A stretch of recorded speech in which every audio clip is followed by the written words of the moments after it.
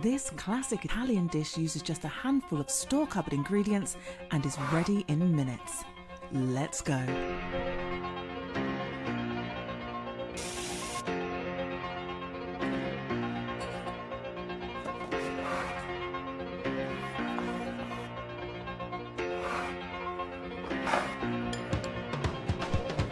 You'll find the full recipe in the caption.